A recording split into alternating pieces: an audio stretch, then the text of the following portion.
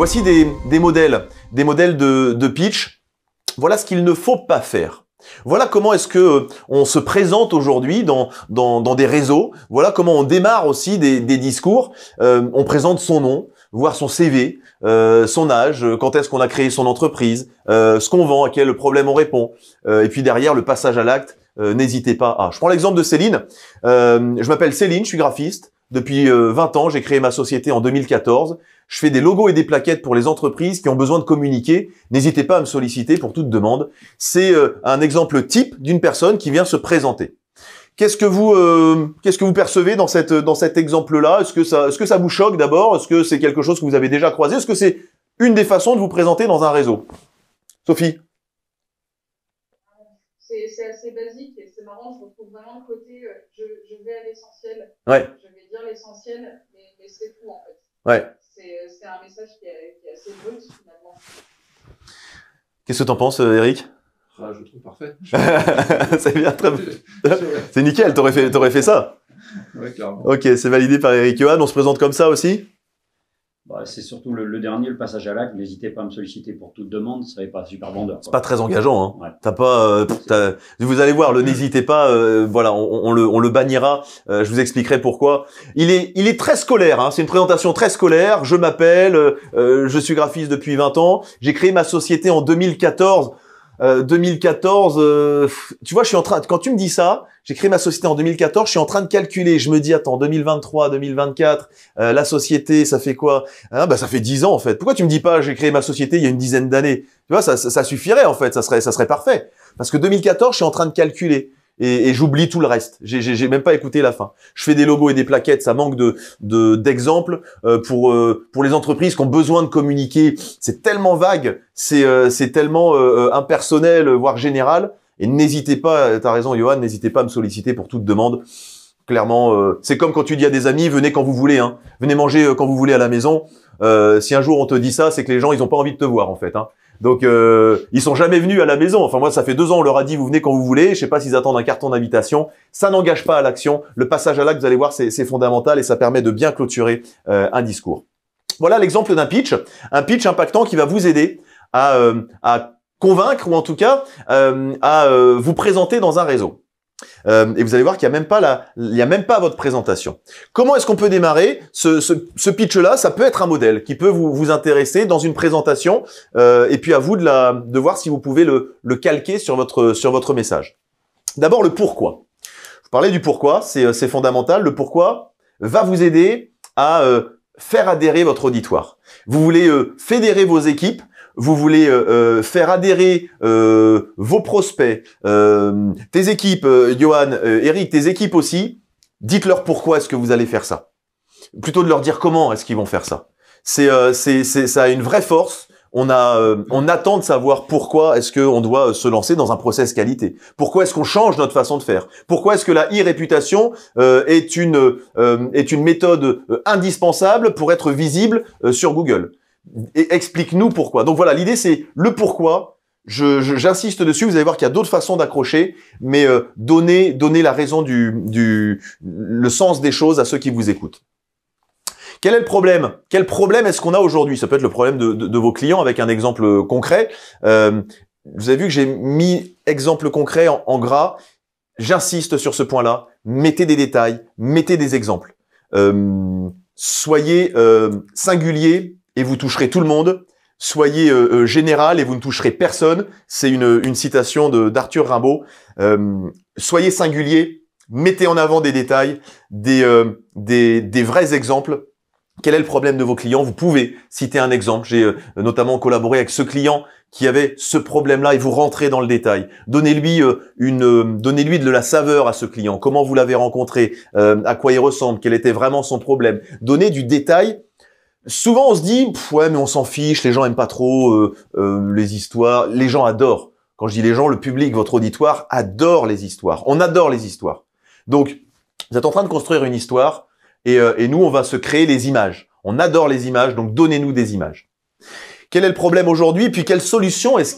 Oui, Sophie? Excuse-moi, je te... Bien sûr. Quand on est dans un problème de confidentialité où on ne peut pas tellement citer un nom de marque face à un prospect. Ouais. Je trouve ça hyper délicat, en e-réputation particulièrement.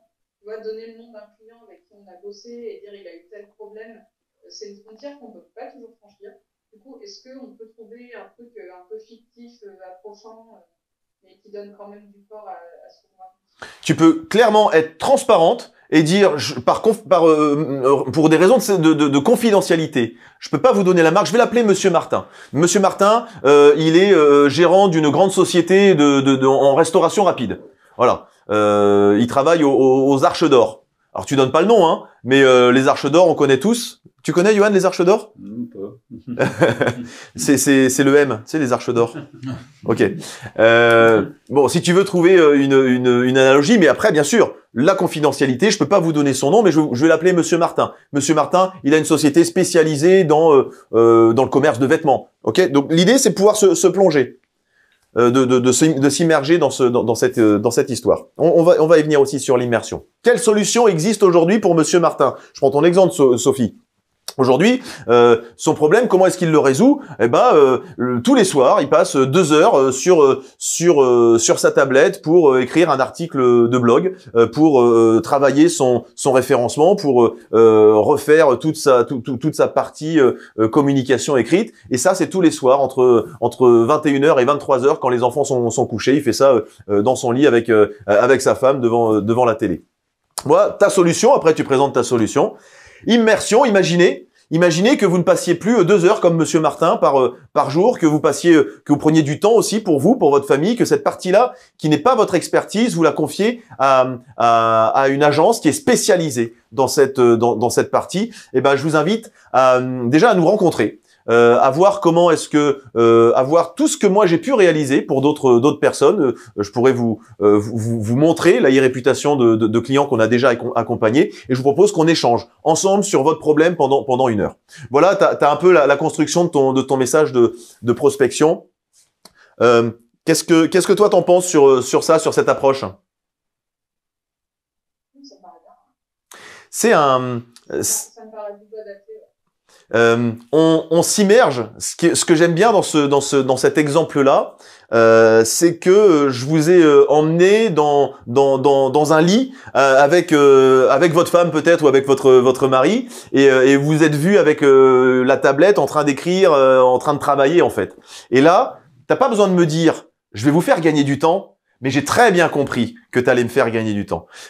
Soyez subtil, justement, quand vous dites pas à votre public, vous allez voir, je vais vous faire gagner du temps. Il est malin, il est fin, il va tout de suite comprendre que les 2 heures il va les gagner grâce à vous. Donc voilà, laissez-le réfléchir ou déduire par lui-même cette partie-là. Eric, comment est-ce que tu pourrais appliquer, toi, à un discours? Ça marche aussi hein, sur un discours, sur une présentation, ce type de pitch. Je vous montrerai d'autres modèles, notamment avec des accroches qui sont différentes. Le pourquoi dans un discours, c'est ce avec quoi j'ai commencé tout à l'heure, quand j'ai démarré. Au lieu de vous dire qui j'étais, parce que j'aurais pu commencer par vous dire bonjour, je suis David Fontanier, je suis formateur. Je vous ai d'abord parlé de votre pourquoi, du pourquoi vous étiez là et du pourquoi est-ce que j'avais développé cette méthode. Clairement, moi qui je suis, vous vous en fichez. Ce que vous voulez savoir surtout, c'est pourquoi vous êtes là et ce que vous allez y faire. Et donc, même dans un discours, l'idée de t'accrocher et de mettre tout de suite le projecteur sur le pourquoi du public, le pourquoi est-ce qu'on est là ensemble. On va voir que ton pourquoi, ça peut être autre chose. Ça peut être un chiffre que tu présentes aussi. Ça peut être une question que tu présentes aussi. L'idée de les convaincre, tu dis c'est mon ressenti, j'ai l'impression qu'il vaut mieux qu'on fasse cette stratégie-là qu'une autre.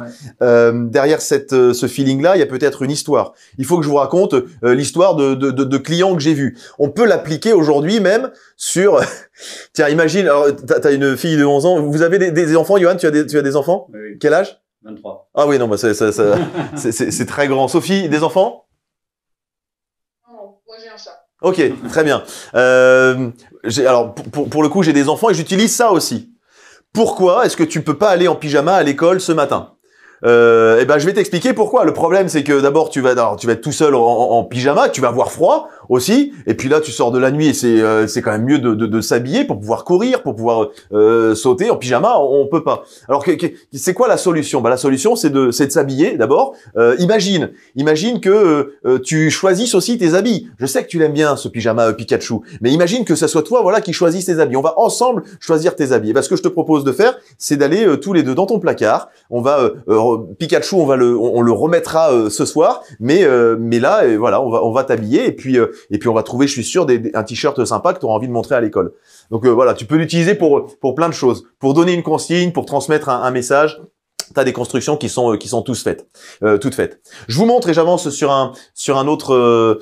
Tiens, ici c'est ça c'est le pitch de la formation avec le pourquoi. Alors j'oublie, j'ai pas le dessus. Voilà, quel est le pourquoi en fait quand on parle en public, on manque de confiance en soi, on manque de plaisir aussi, et cette confiance, cette compétence, elle est indispensable. Ça s'apprend vraiment en plus, et ça ne s'apprend pas à l'école. Souvent, on est submergé par le trac, ça c'est un vrai problème. Alors, il existe des solutions. On peut apprendre en tuto, on peut apprendre sur des bouquins, on peut même faire du théâtre. Moi, j'ai une formation qui est appuyée par 20 années de métier avec un formateur expert, passionné, inspirant. Imaginez que vous deveniez de meilleurs communicants, plus confiants dans vos prises de parole, que vous réussissiez à convaincre. Alors, ce que je vous invite à faire, c'est à réserver un appel. Voilà une façon de pitcher. Celle-ci aussi démarre par un problème. Ça peut te convenir, Eric. Johan, je fais juste un point sur toi. Est-ce que l'autre présentation peut, avec le pourquoi dans la présentation d'un process, moi, ça me paraît plutôt adapté. Oui, alors le déroulé est tout à fait adapté puisqu'on peut se comparer. Moi, je travaille pour une entreprise qui a beaucoup de normes, donc on parle en secondes, donc c'est factuel.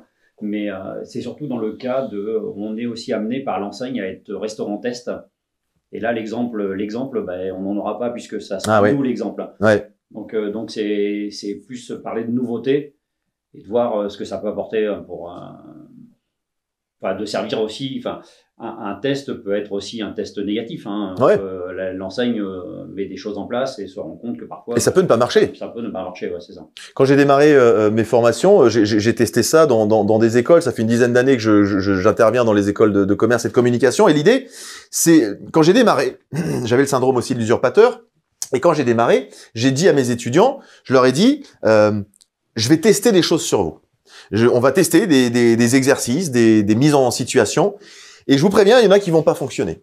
Il y en a qui vont marcher. Mais je me sers aussi, moi, de mes interventions pour tester des choses. Et donc, j'ai fait beaucoup d'erreurs, ce qui m'a permis après de modeler ma méthode, de créer cette méthode-là. Mais l'idée, c'est de dire, voilà, on va tester. J'ai envie de dire à travers ça que plus tu es transparent, plus tu leur dis aussi, voilà, on est pilote, on est test sur cette façon de faire.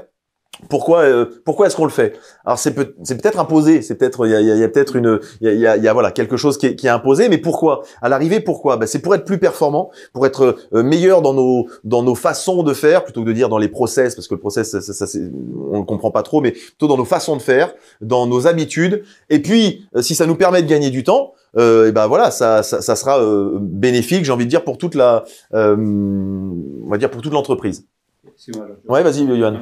Est-ce que, par exemple, moi, je vends aussi l'idée que c'est une confiance que nous fait l'enseigne. Ouais. Est-ce que j'ai raison d'aller sur ce terrain-là ou Ouais, oui, c'est une chance en fait qu'on soit cité comme test, comme pilote. On va leur faire nos retours et en fait, on a besoin de vous aussi pour tester ça. Moi, je peux pas le tester tout seul. Moi, Johan, je peux pas le tester tout seul. Ça servirait à rien. Et j'ai besoin de m'appuyer sur un collectif, sur des équipiers qui sont voilà, qui me suivent aussi dans cette démarche-là.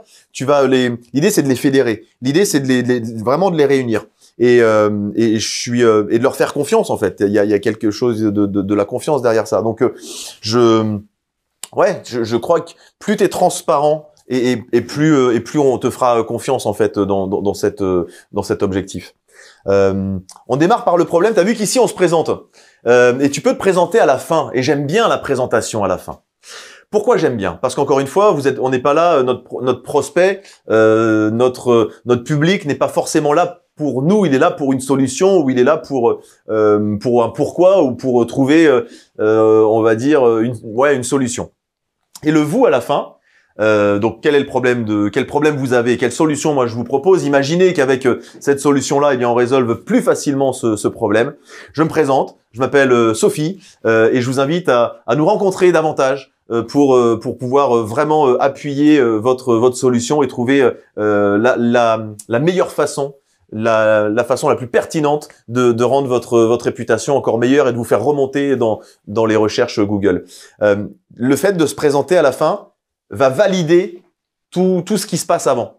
C'est parce que vous êtes expert, c'est pour ça que vous allez valider. Même dans un conseil d'administration, Eric, alors généralement les gens te connaissent, mais on peut glisser, on va dire une forme de présentation. C'est-à-dire que une fois que tu les as immergés dans la solution que toi tu proposes, pour lequel tu dis bon, j'ai eu un feeling, mais c'est plus qu'un feeling. Je pense qu'il faut que c'est plus qu'un feeling, c'est quelque chose de bien étudié. Et ben vous savez, vous me connaissez.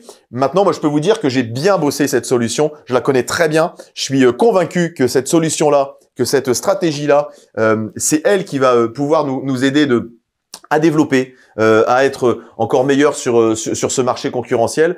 Et voilà. Et je vous invite vraiment. Et là, tu as le passage à l'acte à la fois appuyer cette stratégie et puis à me faire confiance dans cette. Après, il faut que tu apportes des. Ouais, puis après, il peut y avoir aussi des choses experts. Écoute là, même présenter aussi le collectif qui a pu travailler déjà sur ça. Ah super. Donc ouais, je vois bien. Ok. C'est très bien. Si vous avez une équipe, Johan, ça doit être le cas aussi. Si vous avez d'autres qui travaillent derrière vous, là, on va rentrer aussi dans les mots que vous allez choisir. Les mots que vous allez choisir, c'est le collectif. On est très fiers, nous, d'abord, de vous présenter ça. On est très fiers d'avoir été sélectionnés pour être pilote. On est très fiers de travailler pour la e-réputation des entreprises. Les clients qu'on accompagne, c'est aussi une grande fierté. Appuyez ce mot-là, fierté. On va pas vous le reprocher parce que vous afficherez pas votre arrogance. C'est pas on est les meilleurs, on est sûr d'être les meilleurs. Ça, c'est de l'arrogance. Entre l'arrogance et la réserve qu'on peut avoir, il y a une marge dans laquelle on va pouvoir se situer, où on va pouvoir mettre les mots fierté et les mots conviction. Je suis convaincu que cette stratégie-là nous aidera à être performant. Ou je suis convaincu qu'en la testant, qu'en essayant sur l'espace de 1 mois ou sur 2 mois, en la testant, on aura rapidement des résultats et on pourra ensuite se retrouver pour faire l'état des lieux. On peut partir dans un test aussi. On peut faire se lancer dans un test. Donc ça, et je vous invite à tester notre solution. Ça aussi, Sophie, tu peux le proposer. Ça aussi, tu peux dire voilà, je vous invite à aller découvrir les témoignages, à aller découvrir le nom des sociétés qu'on a accompagnées, et puis à tester notre solution. Pendant 1 mois, vous allez tester, nous, comment est-ce qu'on fait. Et puis si vous êtes convaincu, je vous invite à aller plus loin dans la démarche. Donc l'idée, c'est entre la réserve et l'arrogance, on met de la conviction, on appuie sur de la fierté. Pourquoi je vous dis ça? Parce que je vois beaucoup de discours aussi où on a une petite équipe. Alors c'est des startups que j'accompagne aussi et qui malheureusement mettent pas en valeur leur offre parce que ils ont avec leur petite équipe, ils ont fait un petit projet, ils sont assez contents de ce petit projet et ils espèrent que ça va plaire. Et tu vois que tous ces mots-là, la petite équipe, un petit projet, ils sont assez contents et ils espèrent que ça va plaire, sont des mots péjoratifs. Et je vais pas m'engager, moi, j'ai pas l'intuition. Je parle aux stables, même aux conformes, mais j'ai pas aux influents plutôt. J'ai pas l'intuition. J'ai pas envie de m'engager avec quelqu'un qui espère que ça va me plaire. Par contre, je vais adhérer. Il va me fédérer en tout cas si il est convaincu que par son projet, que son équipe elle est formidable et ça fait 3 ans qu'il travaille dessus et que c'est cette conviction là qui va faire que j'ai envie de travailler avec quelqu'un qui est convaincu. J'ai envie d'acheter le produit ou l'offre d'une personne qui affiche de la conviction et de la fierté. Vous êtes tous allés au restaurant, on vous a déjà proposé un petit dessert. Est-ce que vous prendrez un petit dessert ou est-ce que vous prendrez pas un petit dessert? Moi je dis non, je veux pas un petit dessert. D'abord eux à côté ils ont eu un vrai dessert, donc moi je veux aussi un vrai dessert. Vous voyez tout ce truc péjoratif, mais on a peur de déranger. On sait pas trop s'il a encore faim, donc on dit un petit dessert, ça vous irait. Proposez un vrai dessert. Donc voilà l'idée dans votre cheminement aussi. Sublimer les mots, attention, le cerveau retient beaucoup de choses négatives. Et dès que vous lui envoyez une parole négative, hop, il va la retenir et puis il va enchaîner tout ce que vous allez donner de péjoratif et de négatif. Tiens, ça c'est l'exemple avec le pitch que je viens de vous présenter, l'exemple d'un expert comptable.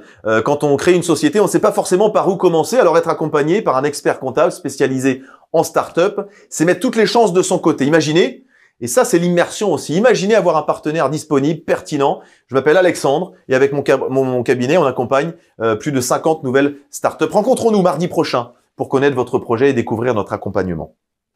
Un autre modèle que je vous présente aussi, un chiffre marquant. Ça peut mettre en avant aussi votre proposition, votre offre. Est-ce que Sophie, toi, tu as des chiffres sur la e-réputation que tu peux mettre en avant? Attention, soyez sexy avec les chiffres.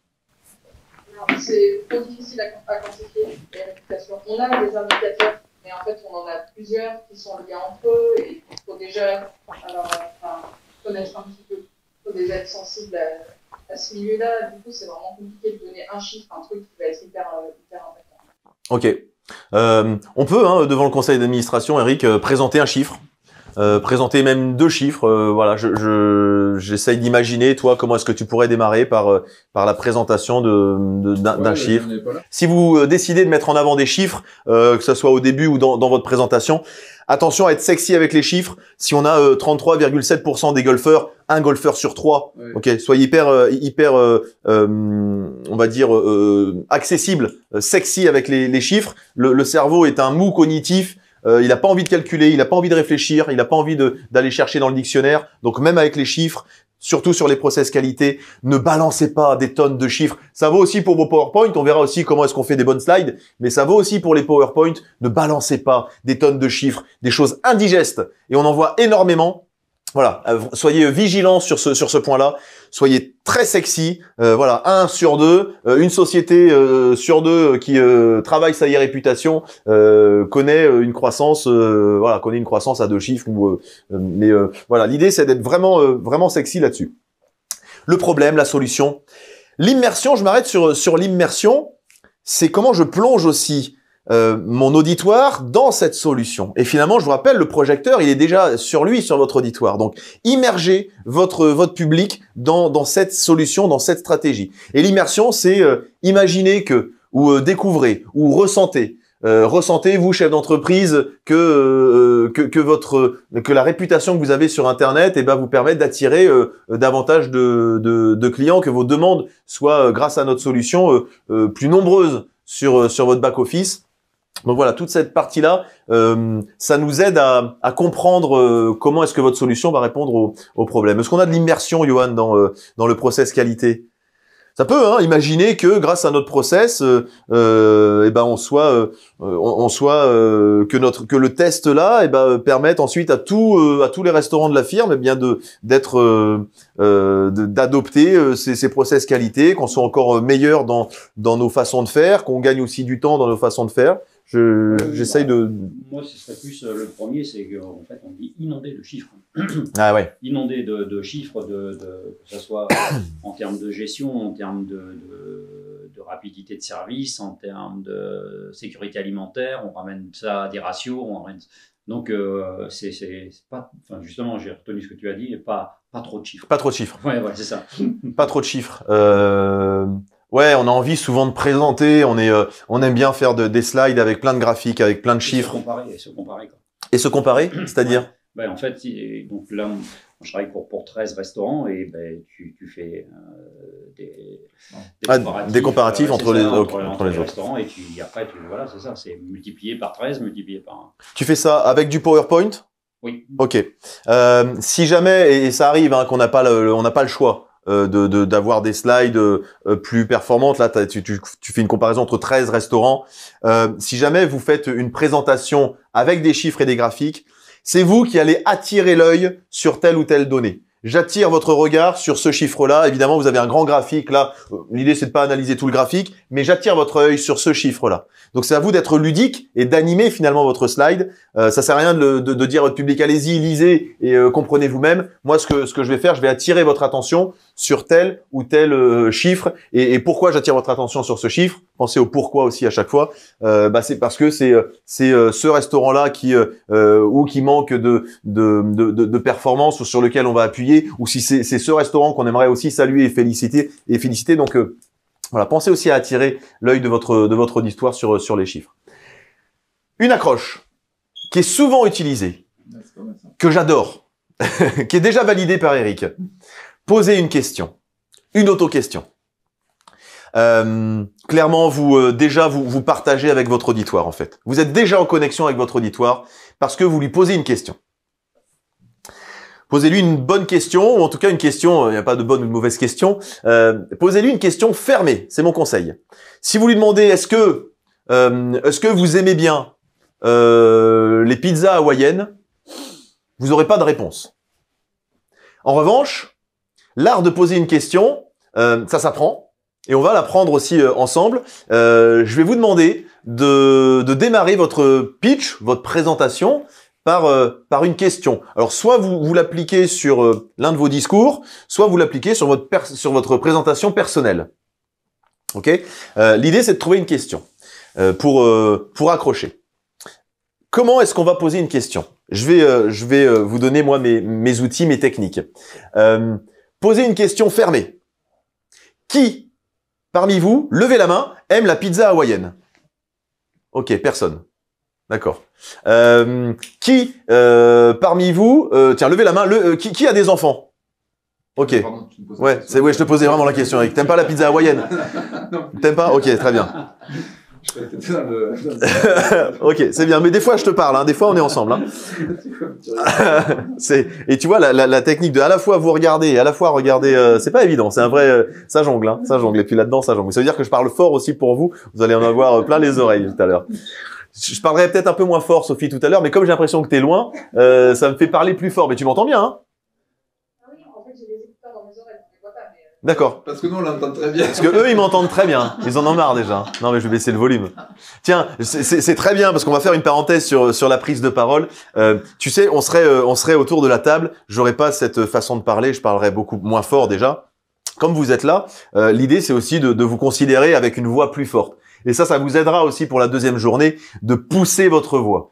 Mais ça veut dire qu'à la fin de la journée, j'aurai encore des cordes vocales, parce que je vais continuer à parler comme ça, parce que je pousse avec le ventre en fait. Tout se passe ici finalement. Hein. Tout se passe là. Donc voilà, l'idée c'est de pouvoir, quand tu considères ton public, ça veut dire sourire aussi, parler avec les mains, et donc parler plus fort, et puis regarder loin. On y reviendra, mais voilà pourquoi le volume est plus fort. Posez une question simple, une question directe, une question où il n'y a pas trop besoin de réfléchir. Tu sais si t'aimes ou si t'aimes pas la pizza hawaïenne. Tu sais si t'as ou si t'as pas d'enfant, en principe. Donc voilà, l'idée c'est de vraiment poser des questions simples. Qu'est-ce que j'ai fait quand je vous ai posé la question? Est-ce qu'il y a quelque chose qui vous a marqué? Tu nous as sollicité en fait directement. Tout à fait. Je vous ai sollicité. Je vous ai demandé de lever la main. Je vous ai demandé de lever la main. Pourquoi? Je vous ai demandé de lever la main parce que ça vous donne une indication. Levez la main si vous avez des enfants, et je l'ai même glissé au milieu de la phrase. Et ce que j'ai fait en plus, c'est que j'ai moi-même levé la main. Pourquoi j'ai levé la main? On sait comment on réagit un auditoire, on n'a pas trop envie, nous, que la lumière soit sur nous, et quand on te pose une question, généralement, tu croises les bras, tu regardes à droite, tu regardes à gauche, et si quelqu'un s'autorise à lever la main, et que toi, tu avais aussi la réponse, tu t'autorises aussi à lever la main. Ce temps-là, ça prend 3 secondes. Ça prend 3 secondes, et toi, t'es l'orateur, t'es sur scène, ou l'oratrice, tu poses la question, et là, t'as un blanc de 3 secondes. Qui, ici, aime les pizzas hawaïennes? Ok. Et donc là, t'attends 3 secondes, qu'il y en ait un ou deux, et t'as des levées de main timides, tu vois. Lever la main, en disant lever la main, il y a déjà une personne qui lève la main. Donc toi, tu seras pas tout seul à lever la main. Parce que le grand risque, c'est ça. Le risque, c'est qui ici aime la pizza hawaïenne? Hop! Et là, tu es tout seul à lever la main, comme un con, entre guillemets. Et là, le projecteur est sur toi. Et le risque, c'est que la personne, en plus, vienne t'interroger et te parler, ce qui est horrible pour quelqu'un qui est dans l'auditoire. On n'a pas du tout envie de s'afficher dans un auditoire. Ok? Donc, levez la main. Qui ici aime la pizza hawaïenne? Voilà. Et ça incite votre auditoire à lever la main. C'est une très bonne technique que vous allez pouvoir aussi utiliser. L'idée de lever la main, de faire lever la main, c'est soit d'appuyer votre propos, si vous avez l'unanimité des mains levées, ok, nickel. Ou si vous avez aucune main levée, c'est très bien, ça va aussi appuyer votre discours, ok? Personne n'aime la pizza hawaïenne, et ben ça tombe très bien. Moi non plus, j'aime pas la pizza hawaïenne, mais c'est pour ça que j'ai développé une nouvelle pizza, la pizza au kiwi. Alors je sais pas, voilà, ça existe vraiment. Donc voilà l'idée de poser une question. Si on veut pas prendre de risques, faites une question rhétorique, une auto-question. Vous dites voilà, on est d'accord, personne n'aime la pizza hawaïenne. Il y a un risque. Il y a un risque que vous ayez un « ouais, si, moi j'adore ». Alors ok, bon, très bien, et bravo, félicitations, ça doit pas être évident. Vous devez quand même vous forcer. Réagissez aussi avec de façon spontanée avec la personne qui va dire « oui, si », ou alors elle se manifeste, et c'est très bien. Oui, mais enfin, voilà, quand même en grande majorité, on n'est pas super fan des pizzas hawaïennes. Donc validez ce que vous avez. Si vous connaissez bien votre public, c'est une très bonne chose. Si vous savez déjà s'ils aiment ou pas la pizza hawaïenne, ça vous permet vous de valider et de pas avoir de blanc finalement. Ok, vous attaquez direct par une question rhétorique. C'était souvent utilisé ça, la question par Nicolas Sarkozy. Il disait, vous voulez savoir comment on va faire ça? Eh ben, je vais vous répondre. Voilà. Vous voulez savoir comment on va faire des pizzas au kiwi? Eh bien, je vais vous répondre. Voici ce qu'on a aujourd'hui comme problème, parce qu'on a que des pizzas avec de l'ananas. Moi, ce que je vous propose, c'est de mettre du kiwi sur les pizzas. Imaginez cette nouveauté. En plus, on va toucher la nouveauté. Imaginez qu'on développe. Vous avez jamais goûté la pizza au kiwi? C'est fascinant. C'est fascinant. Moi, j'ai goûté ça une fois. Voilà. Je suis fan. Alors, j'aime pas le kiwi généralement, et je trouve ça bizarre d'avoir des fruits dans des pizzas.